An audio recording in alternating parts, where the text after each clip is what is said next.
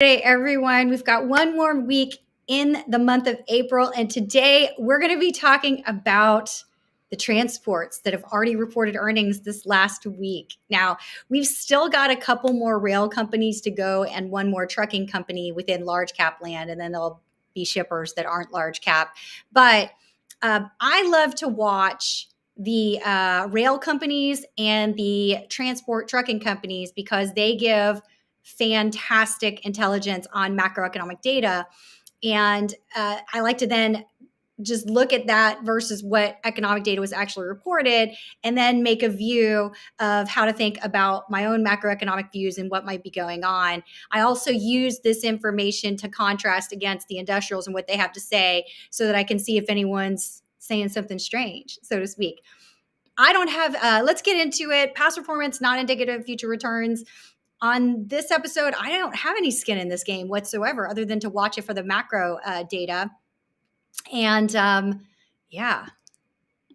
Now, I would say this in general, this is not in any way am I thinking this is the right timing for these companies. But if you own them, this might be helpful to just know how to think about how they might behave or trade in the coming year, so to speak. I'm going to start format wise. Actually, let me stop this. Format wise, I'm going to start with some background macro definitions that are relevant to this particular set of understanding the transports. And then I'll go through Union specific, west to east, Union Pacific, CSX, and then JB Hunt. And then, and then also I'm actually going to talk about Prologis on the warehousing side because you kind of need to know that to get the full picture of what's being sold in the United States. Okay, let's take a look.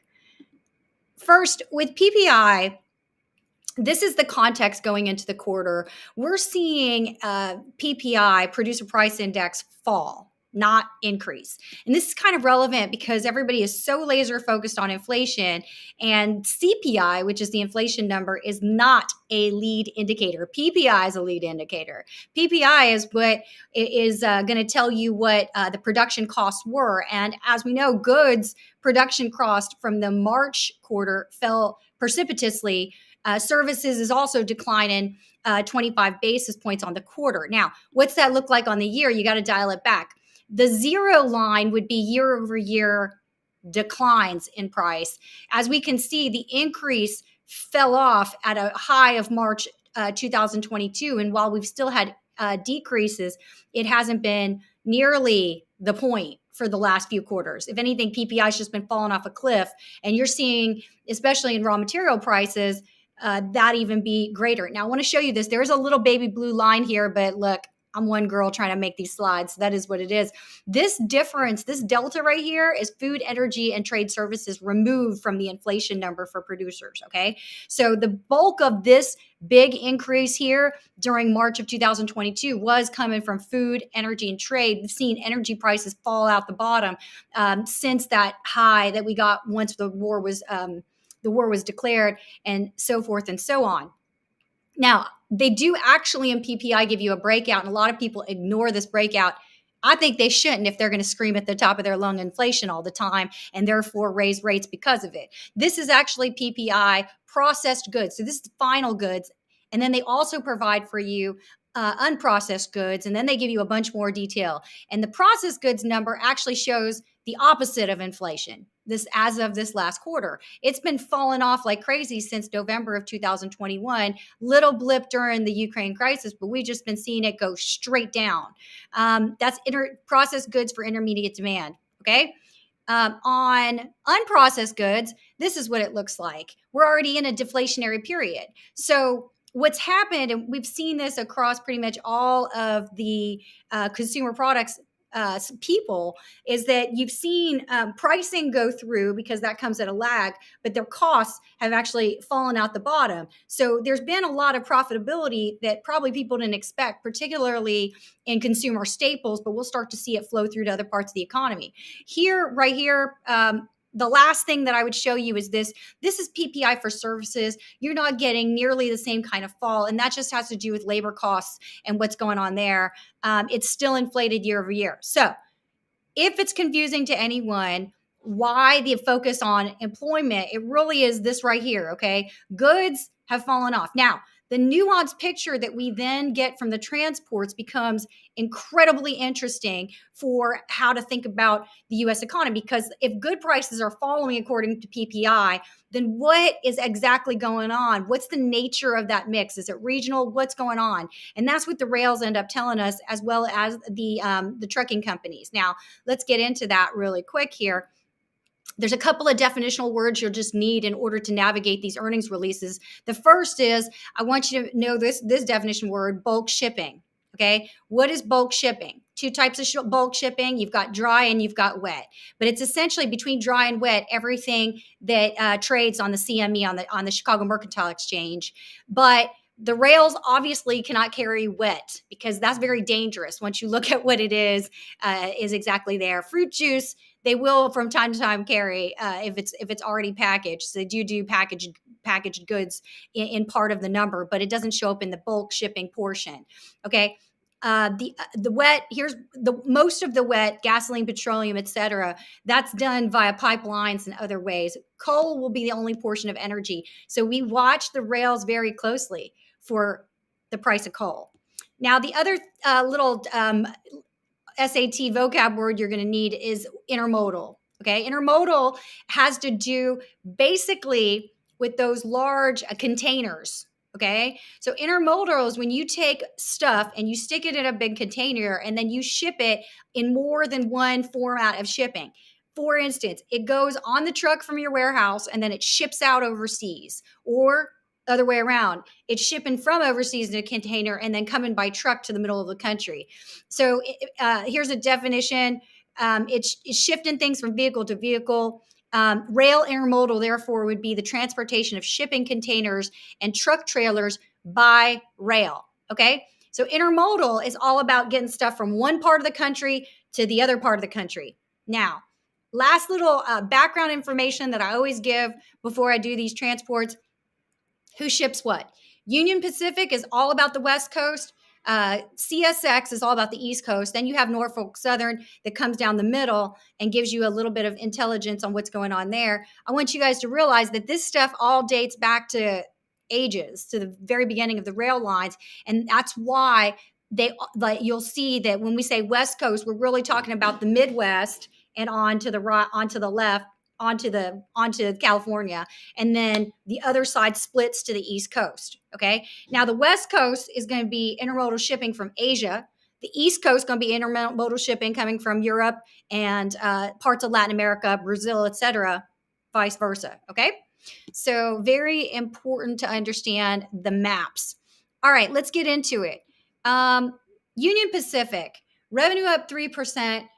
They had the key thing to note is that freight revenues went up, but it didn't go up because of volume. It went up because of pricing, that they're still kind of seeping through here. Now, purchase services and materials, Union Pacific is probably the laggard among the rails to continue to upgrade. But if you look at how much track mileage they have, you can't get too mean about it.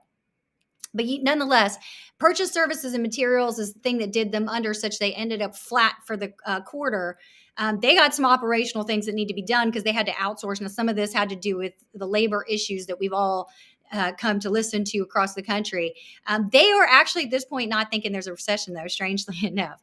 They're really banking for everything to just continue onwards as we've been going. And part of that has to do with the infrastructure bill that came through that affects them for most of their bulk goods that we talked about. Bulk goods being everything that's dry bulk, like concrete, etc. Okay. Coal, etc. Okay. So that's Union Pacific. Now let's look at what Union Pacific saw in the way of bulk grain and grain prices. A lot of this was because this is weaker export grain shipments. Okay. And we saw that down 1%. Fertilizer was flat. Food and refrigerated was down 6%. And coal and renewables was down 4%. Okay. This is very important because CSX has a very different picture. Now, fertilizer, most of that fertilizer actually comes from Florida. So that can be kind of a funky thing. And then it's carried through to the West. A lot of that had to do with weather. Strangely enough, weather impacts them in a way that really takes down the lines. Severe weather and weather challenges limit, in particular, coal shipments, but quite frankly, they're just not as good at rail. I'm just going to say it like it is, because even the coal companies will tell you that they struggle. The struggle is real with Union Pacific. Okay, industrials, you saw down 2% industrial chemicals and plastics. Plastic's been a problem. The plastic business itself right now, I'm nowhere near it. Last year, this time, Dow Chemical, I was a fan. Now, not quite the same way, but we'll see, because those companies all have other operating expenses that might be able to get them through the quarter. Metals and minerals up 3%. Forest products down 19%. This is 100%. The slowdown in housing construction specifically, that was discussed. And then energy and specialized up 6%. Okay. That's your solar. That's the other stuff that's going on. All right. And then premium automotive up 5%. Now, this is going to be West. Again, let's look at the map. This is going to be the types of manufacturing coming out of Texas, namely Tesla, right? Okay. So that's what that is. And then intermodal down 3%. This 100% has to do with what's going on in California and the shipping over to Asia. Right here is your evidence of your trade wars that are going on with Asia. Okay. Now let's look at CSX, East Coast. What are we seeing there? Revenue up 9%, operating income up 14%. They bring it straight down to net income. So it was actually a significantly better picture at CSX, which is just better run. Now, realizing that CSX is going to take coal, because I know I got a lot of folks that care about coal, out of the Allegheny area over to ship over to the north, to the Atlantic, across the Atlantic, transatlantic, to our friends in Europe. So that's what this is all about. Additionally, again, if we look at these routes, you can see that's all to Asia. That's all to Europe. Okay. So that's what's happening with CSX. If you got to take a call on one or the other, there's a huge part of the difference. Now let's go to what was shipped. Here is their mix. And automotive also up 10% on volume and revenue per unit, actually a little bit of better pricing than there has been. Chemicals also down on volume. They just charged them more on freight. So it's going to be ugly in chemicals. Ag and food products are up on volume and on revenue per unit. Minerals up on volume, up. Forest products, metals and equipment, all of it is better. Fertilizers is worse. Now, fertilizers is 100% going to be coming out of Mosaic, because Mosaic is going to ship from Canada down and from Florida up. Okay. So that is volume down, shipping costs up. But before you get too nasty about Mosaic, realize the first quarter would have been January, February, March. And you would really see the height of the fertilizer application of phosphates coming in to the next quarter. Additionally, sometimes, and for some time, they have been shipping less volume at a higher price on purpose. And also, you got to be careful with Mosaic, because they also tend to ship by water down to Latin America, Caribbean, et cetera. That said, I'm nowhere near Mosaic this quarter, even though I'm a huge fan of that company in general. And I will be watching them to report on them after the quarter, because right now they're giving a nice juicy 7.3% dividend yield. And despite all of this, I think that they're going to have no problem paying it and then some. So to me, Mosaic is a post-quarter situation to look at, because there's just too much risk from what I'm seeing on the rail numbers to make me feel great that they got the volume that they were guiding toward. Okay. But they still might, if I'm thinking that, either way. So not stock advice on that, more that's just how I would play it. Coal.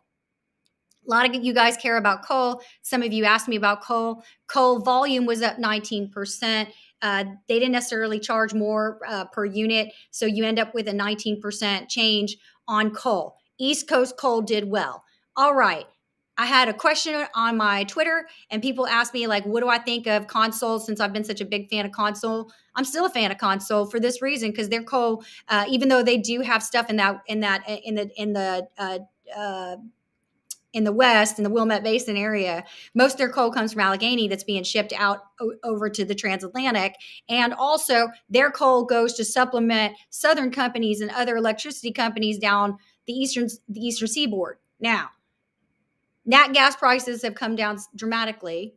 Sure thing. So I don't know that they'll necessarily get the same demand they did in the previous year. So we got tough comps there. But do I think that they're going to be able to pay their dividend, the almost 7.5% dividend? Yeah, I do. That's because this number suggests that they should be just fine. If anything, Southern companies ate up a lot of the coal that would have otherwise been for export. So realize that.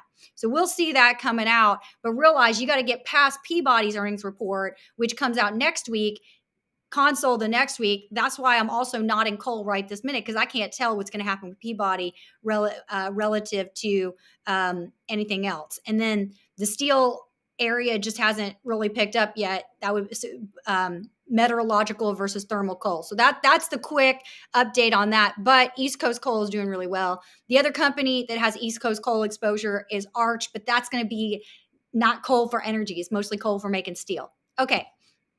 So that's CSX numbers. Now I want to go to JB Hunt, because here's where the nuance comes in on what is going across the country. Little update and calibration on JB Hunt in case y'all don't know them. JB Hunt is one of the biggest onshore shippers. They're a trucking company. Okay. We're talking about big rigs is essentially what this is. Okay. Now they have 5 businesses. Intermodal is stuff that's taken stuff from one part of the country to the other. That is going to be in some ways an excess capacity situation, because if you can ship it by rail, you'd rather do that. And so JB Hunt, what it'll do is take the truck, stick it onto get you that logistics from truck to rail back to truck. Okay. That's intermodal. Dedicated is people outsourcing their trucking to JB Hunt. That's not going to change very much. Integrated is also called ICS for them, is going to be, it's a capacity solution. So integrated is where we see whether or not the economy is doing well. Okay. Final mile is about shipping that final last leg of it. And that one's going to read, in particular, it's going to be stuff that needs to be on a big rig. So it's going to be like refrigerators, stuff like that. And then you got truckload. Don't worry so much about that, but it's really intermodal, integrated, and final. Those 3 give you a picture of the nuance of what's happening in America as relates to goods and services. Okay, let's go through it. Here's the numbers. First, I'll start with the good, which is final mile services. That was down just a baby hair. Okay, but if you go through the deeper numbers, I won't show you that slide because the writing is the world's smallest. No matter what I did, I couldn't get it bigger. You actually saw just as many trips. It's just the size of the trips wasn't as big. So final mile is off by a bit, but it's not crazy bad. Still, I think that this, given what we're seeing on the rails, does suggest that you're going to have weakness in companies like Whirlpool, et cetera. We'll see, because for some of these, company by company, it's a little bit different, because some of them were really about the margin story. In other words, their raw material costs going down, and not about volume. But that's what's going on with final mile services. Intermodal was a problem. Okay, intermodal was a problem. It was a volume problem, and it was a revenue problem for them. And intermodal is all of it is coming from the fact that the West Coast was having a lot of issues, both on labor and also there's a trade war with Asia. Okay, integrated capacity solutions was a big problem. Okay, that was not share loss. That comes from a host of other things, not the least of which is building and construction being weak. And integrated capacity solutions down by half tells you how weak this economy actually is, above and beyond everything else on the goods side of the world. It speaks directly to that PPI number that I showed you earlier up here. Okay. Now, the last little pieces of what I'm going to do is I want to show you this. Why is this happening, right? Let's get to the big shebang. Why is it happening? Okay, you got to kind of separate this chart with this green line, because everything before the green line is showing you the previous years. And on the other side of the green line, that is showing you what's happening quarter over quarter. They should have just stuck a big, huge bar there to make it easier. And so intermodal volume decreased 5%. They try to make up with it in pricing. And so that is what it is. And that's all having to do with West Coast issues with weather, but also freight activity. It's just not picking up. Okay. And let me just show you one more time this thing from earlier episodes. Right here, this is port cities. Okay, so this is LA, and Long Beach is basically supplying everything from Asia on over. Okay, this is tonnage on container type stuff. This is your dry bulk. It comes from these ports primarily. Okay. So that's what West Coast shipping is all about. It's about getting stuff from Asia over to the rest of the United States. Now, Union Pacific said that there was more that came through here, which means they took it in some funky route. I'm not convinced that was. I think he was saying that in a very particular context, but realize that. But this is integrated capacity solutions. This is your incremental additional requests for capacity. And that declined 42% on the quarter. That's a huge decline. And that cannot be accounted for by seasonality, because you can see right here on the little graph they provided, that's at 50%, what have you. But what's actually driving this from this period, 2020 to 2021 on down, is inventory destocking. Okay. Everybody talked about inventory destocking on this call that had to do with transport, like this type of transport. Okay, FedEx, UPS got a different thing going on, but these guys, absolutely inventory destocking hurt them hard. Okay, and so a lot of folks think that's going to go on for at least one more quarter. Realize too that even some of the industrial company, or even some of the tech companies that have reported things like semis equipment, they're also seeing inventory destocking, multi-quarter inventory destocking in the view ahead. And I think that's all. Oh yeah. Last thing that I'd mention, just so you can see the full picture, Prologis, I'm not going to go through. They had a great quarter. And honestly, Prologis, one day after earnings season, I'll probably do a full tutorial on them. Prologis is the biggest warehouser. And particularly, I like to watch them because they're going to be the one that if there's a problem at Prologis, there's a problem in all of warehousing, okay? Because they have some of the best properties that are right on top of those port cities, and they're huge and they're global. So they not only tell you what's going on with inventory in the United States, they can tell you what's going on in inventory other places as well on the earth. And you don't see any kind of stop in Prologis. Prologis had a great quarter, and they're not going to have any problem paying their dividend, and they trade like they're not going to have any problem paying their dividend. So this is not a call on them, but I wanted to just show you very clearly 98% occupancy. People tried to push them, and we're like, well, is that people that are just giving it a month to see how it goes? They're like, no, friends, we're at 85% capacity. Usually 87 is an all-time high. So there's no shadow warehousing space that we're seeing in our properties. Customer retention was a little bit weak, but they were saying that's because people were looking for a very specific size of warehouse that they didn't have. That's where most of that came from. And then they're just raising rent like crazy. So nothing's wrong in warehousing. That's why it really, truly isn't. At this point in history, it looks like inventory destocking is what's causing it for everybody. But there's still a desire to continue to have inventory. And that's all I have prepared in this episode. I know this is kind of not my typical thing that a lot of you guys watch me for, so I'm not getting a lot of questions. But thank you guys for watching. Hopefully that was helpful. And good luck this earnings season. We've got most of the companies coming out in the next 2 weeks, and then we'll be through it into the summers, which usually is a slowdown period. Bye, guys.